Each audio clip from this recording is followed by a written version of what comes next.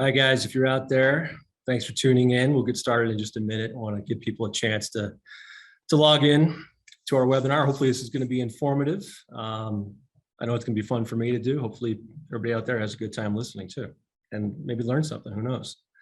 We'll start in about, I don't know, another 45 seconds or so. In the meantime, you can, I guess, look at this mug. We are in Park City, Utah, for those of you that don't know. I got a bit of a look at the call sheet and attendees. Most of you I do know. Thanks for tuning in. Those of you that I don't know, thank you very much for tuning in. Grinnell Capital is an investment-focused firm. We are not a hedge fund. We are a registered investment advisor. We simplify investing for individuals, as well as we work with a number of financial advisors in helping them simplify investing for their clients. And we are going to be talking about some inflation today and ramifications on your portfolio and investments. And I think we've probably given people enough time to check in so we can roll. Hopefully everybody can see the presentation. I can't hear if you can't, so I'm just going to assume you can. And off we go. So macro reviews with Frank Grinnell. This is going to be a regular segment we're going to try to do here at Grinnell Capital monthly. I'm going to tease it now, and I'm going to tease it again later. We're going to do one in December in about a month's time, focusing on a 2022 market outlook and what we're thinking there and how we're looking to engage in our investments.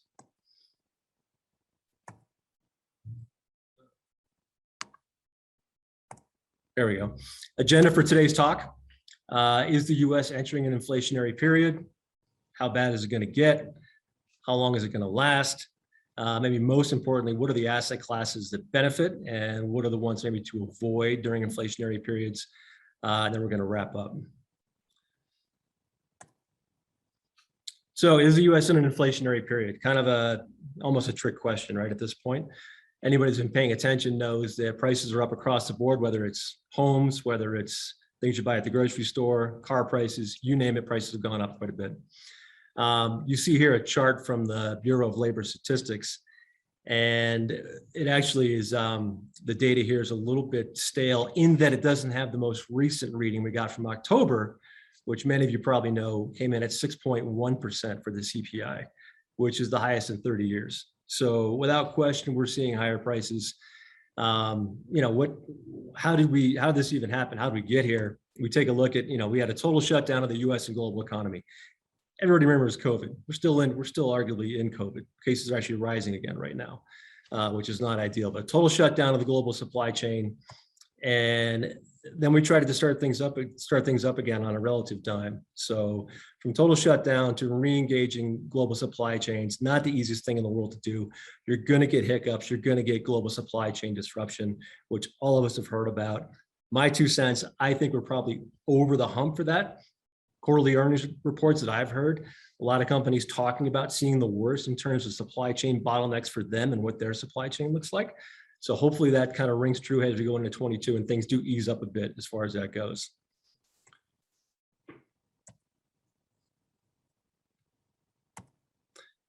How bad is it going to get? So this is just a chart. This is the 10-year Treasury going back about a year. And I like to take a look at this.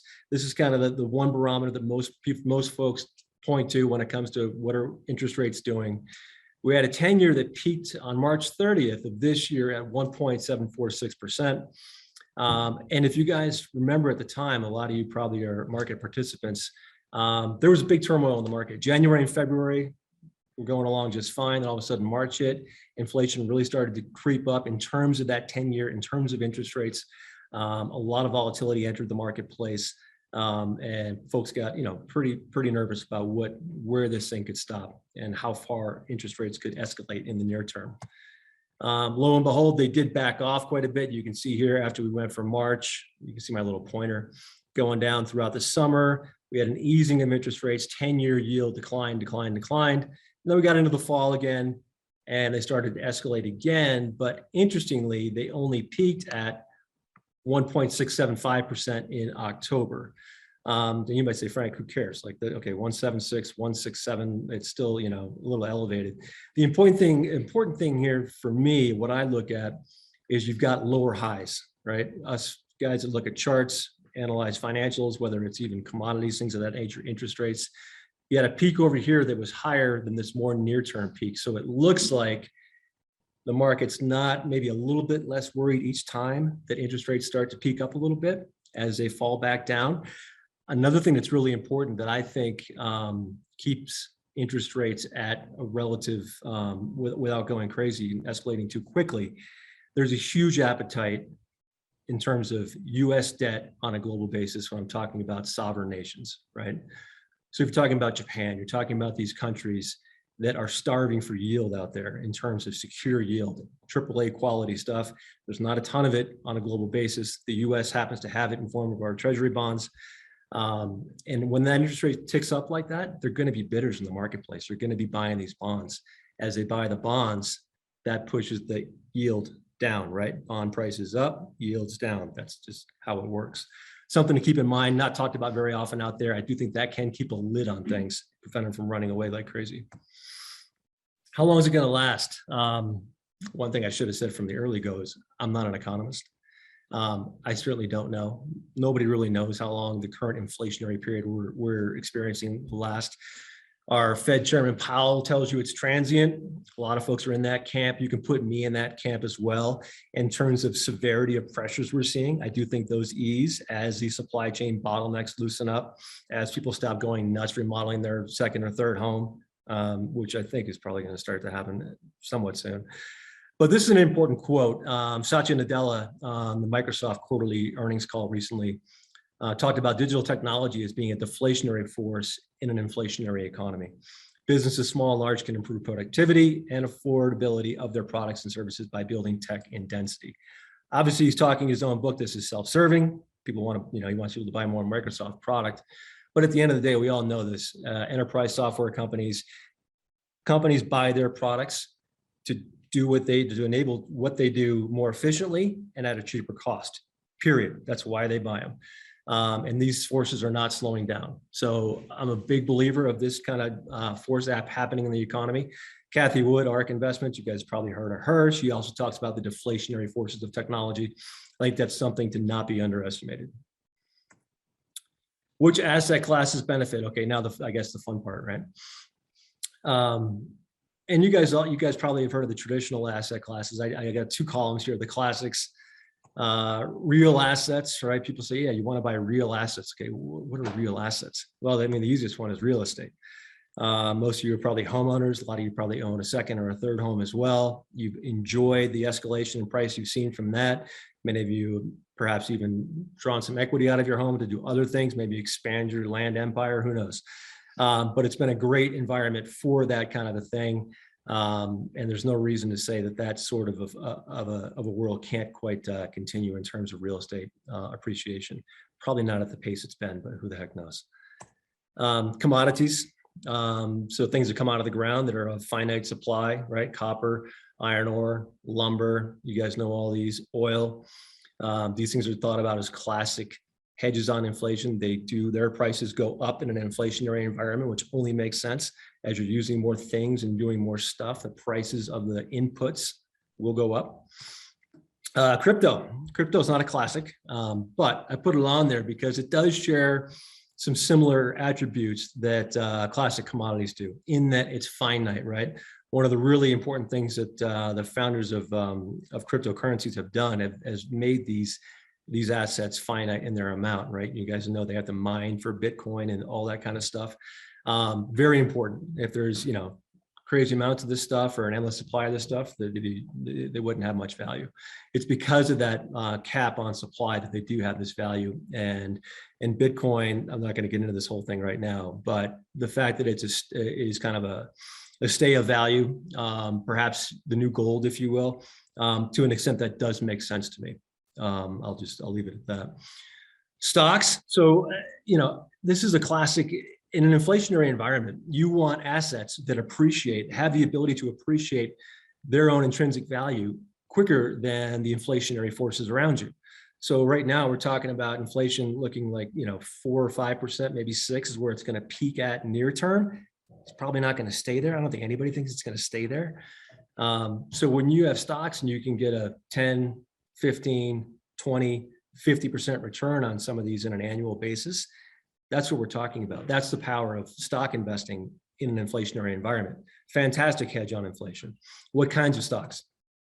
Financials with lending capabilities. This is kind of first and foremost, probably the most obvious. I'm sure you've heard this before. You probably own these yourselves.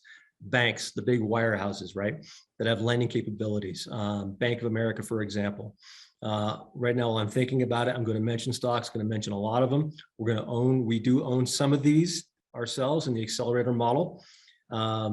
If I do mention it, I will not trade that stock for 72 hours just to kind of make this all kosher.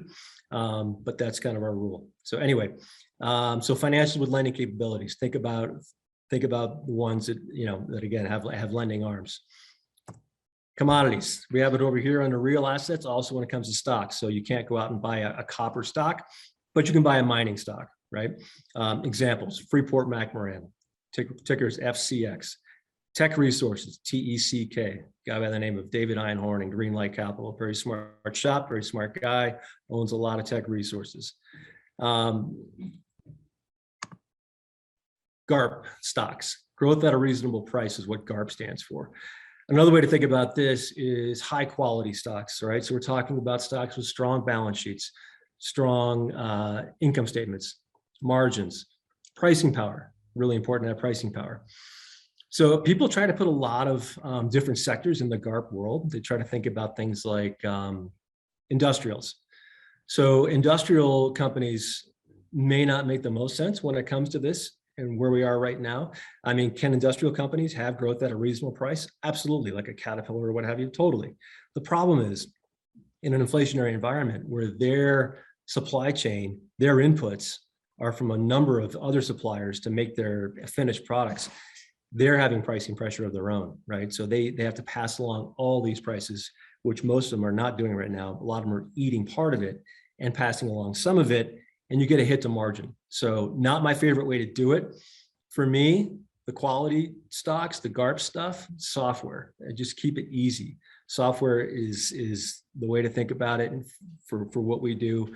All the things I talked about, pricing power, strong balance sheets, income statements, recurring revenue. Most of these companies have recurring revenue models where guys like me can take a look at this and they know that 96% of that revenue is also booked for 2022. That's the kind of stuff we like to see. These would be, Microsoft, Amazon, Salesforce.com, Adobe, Apple. A lot of these stocks you guys probably already own. Next on the list, and this is probably the one that's maybe a little more nuanced. I have to throw the word nuance in every time I do a presentation. It's one of my favorite words. A little more nuanced, elite growth companies. So here we're talking about, and again, we'll give you a couple examples of these on a chart basis, I think, in a little bit. But the companies that, as we sit here right now, are literally changing the world. They're part of the new digital revolution, the new industrial revolution happening right now out there. One of them just reported results today. We do own it, NVIDIA, semiconductor company. Legacy NVIDIA was involved in graphics for games. Nowadays, NVIDIA has all kinds of verticals that they're participating in. These companies literally are shaping the world that we live in today, and just grow exponentially year after year. It's incredible. And these have just been champions. And these are going to do well. When you're growing your top line at 40, 50, 80, 100%, and you've got an impressive, and you have some revenues to point to, it's going to do well. I mean, unless inflation hits like 20% or something, which it's probably not, these types of stocks are going to do well. There are different ones that are similar you have to be aware of, and we'll talk about those too. Which assets lag? So the first one, the most obvious, bonds, right?